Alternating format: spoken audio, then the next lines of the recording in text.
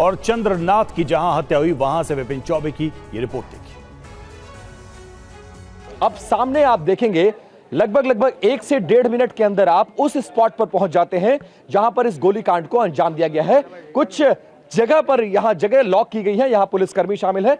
देखते हैं यहां पर क्या है, शायद यहां ब्लड स्टेन्स हैं इस जगह को। ये देखिए ये कार्टेज है, मतलब गोली का जो खोखा है वो यहां पर है और इस जगह को घेर कर रखा गया। कुछ पुलिसकर्मियों को सुरक्षा में तैनात है, बंगाल पुलिस के ये जवान है और लोकल थाने से ये आए हुए हैं। सामने अगर आप देखेंगे, सामने एक बार जरा दिखाओ, उस एरिया को कॉर्डन ऑफ किया गया है। और सबसे महत्वपूर्ण यहां देखेंगे आप, इस जगह को देखिए, ये उस गोली जो चलाया गया था उसका एक कार्टेज है। जो गोली चलने के बाद जो बचा हुआ हिस्सा होता है वो यहां पर मौजूद है।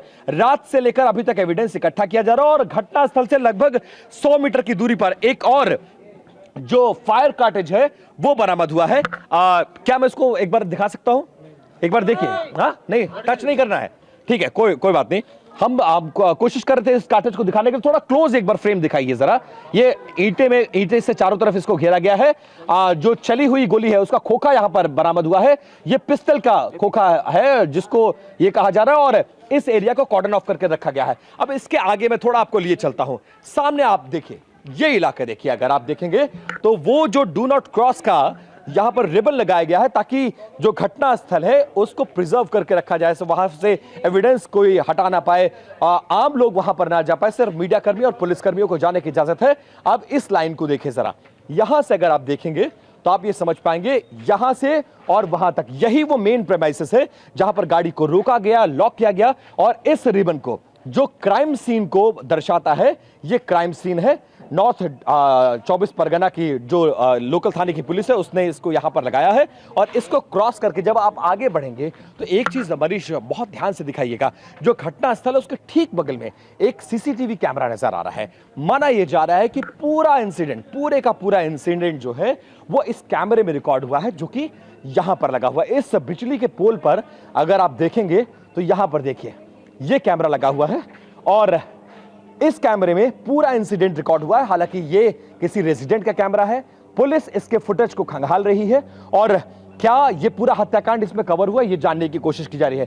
पुलिस कर्मियों को देखेंगे आप, यहां पर तैनात किया गया है और ये गाड़ियों के टूटे हुए शीशे अगर आप यहां पर देखेंगे तो इससे आप अंदाजा लगाइए कि हत्याकांड को यहां पर अंजाम दिया गया है। यहीं पर सुशांत सरकार नाम के एक शख्स थे जो खुद को चश्मदीद बता रहे हैं। वो ये बताते हैं कि वो यहां पर आए थे, यहीं पर गाड़ी खड़ी थी, यहीं पर वो लोग लहूलुहान थे, यहां से पुलिस को इन्फॉर्म किया गया, यहीं से उनको अस्पताल भेजाया गया। फिलहाल मीडिया कर्मियों की मौजूदगी बहुत बड़ी संख्या में लोकल पुलिस के साथ आप आगे तक एक बार चलने की कोशिश करते हैं, आपको पैरामिलिट्री फोर्सेस के लोग नजर आएंगे। और शुभेंदु अधिकारी के पीए चंद्रनाथ रथ पहले वायुसेना में थे। वायुसेना से वीआरएस के बाद उन्होंने कुछ दिनों के लिए कॉर्पोरेट सेक्टर में काम किया। उसके बाद धीरे धीरे राजनीतिक और प्रशासनिक जिम्मेदारियों में आगे बढ़े।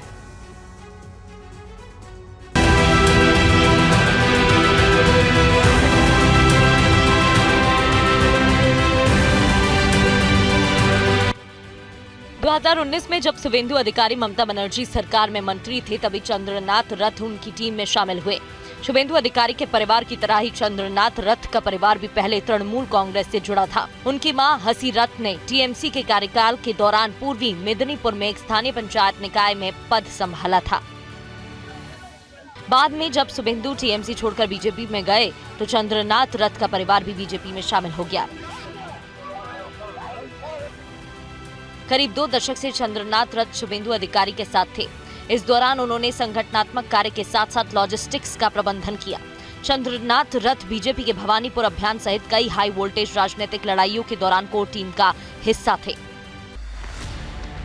अटकलें थी कि अगर विधानसभा चुनावों के बाद अधिकारी सरकार में एक बड़ी भूमिका निभाते हैं तो रथ को एक बड़ी प्रशासनिक जिम्मेदारी सौंपी जा सकती है। हालांकि बुधवार की रात उनकी हत्या के बाद इन चर्चाओं पर अचानक विराम लग चुका है। उनकी हत्या ने बंगाल में पहले से ही अस्थिर माहौल को और भड़का दिया। अगर देखें तो बंगाल में अब तक पोस्ट पोल हिंसा की घटनाओं को लेकर कुल 200 एफआईआर दर्ज की गई हैं।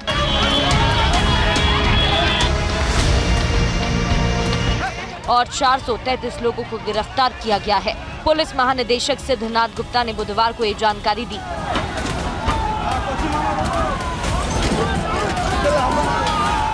डीजीपी ने बताया कि चुनाव के बाद हुई हिंसा 433 लोगों को गिरफ्तार किया गया है। इसके अलावा अब तक 1100 लोगों को एहतियाती हिरासत में रखा गया है। पुलिस लाइन के सामने डीजीपी का ये बयान भारतीय चुनाव आयोग के निर्देश के एक दिन बाद आया। आयोग ने पश्चिम बंगाल के मुख्य सचिव, पुलिस महानिदेशक और राज्य में तैनात CAPF को चुनाव के बाद होने वाली हिंसा के प्रति जीरो टॉलरेंस नीति लागू करने के निर्देश दिए।